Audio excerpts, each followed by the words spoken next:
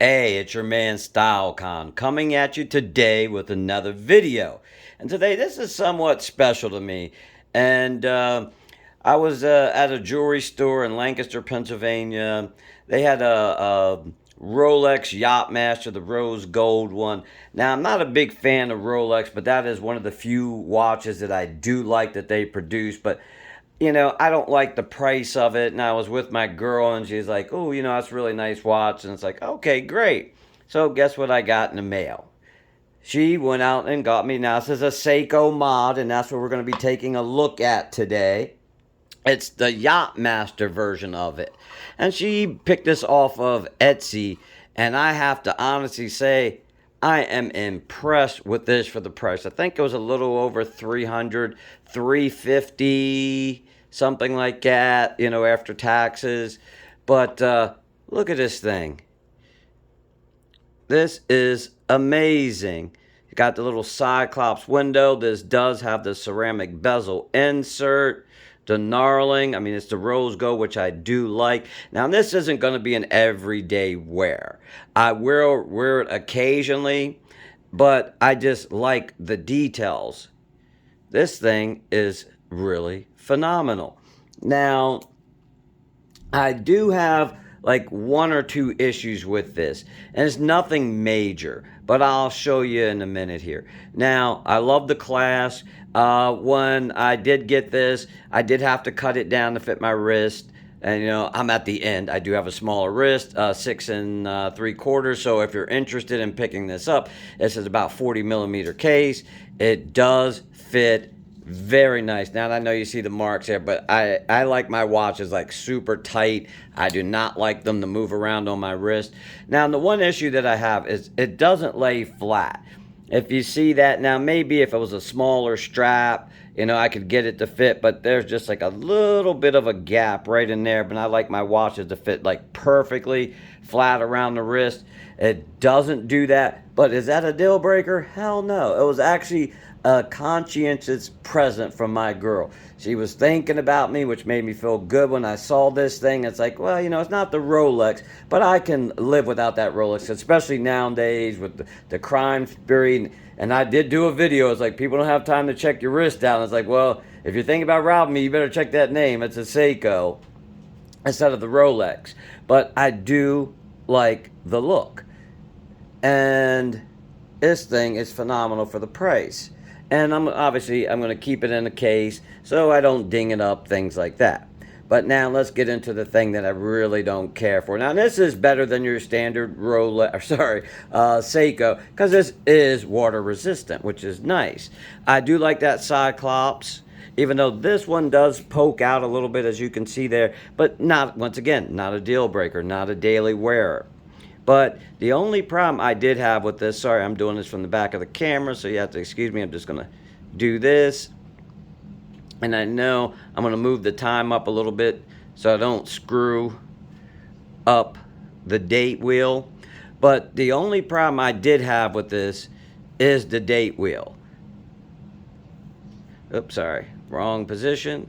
Like I said, behind the camera. And the date wheel is actually perfect. I mean, as you can see, I'm rolling around. The only problem I noticed with this is the 11 o'clock position. I obviously I didn't pick this up, so I'm not going to reach out to the guy that actually made this on Etsy. But 10, when you hit 11, you can't really tell this, but I can. The numbers are too far apart. You got the number here, and then you have like the number, the other one, like over there in the corner. That's the only thing I would say about that. 12's perfect. And as you can see, I've been just rolling through. Everything looks good on this. Whoever made this particular watch, they put a lot of love behind it, because I can tell that the way that it was shipped to me, just the look of it in general, like with the screw down crown, how everything matches up perfectly. I mean, I'm not trying to fool anybody, or I'm not trying to fake anybody out and saying I got a Rolex. If I wanted a Rolex, could I get one? Yes. Will I? No.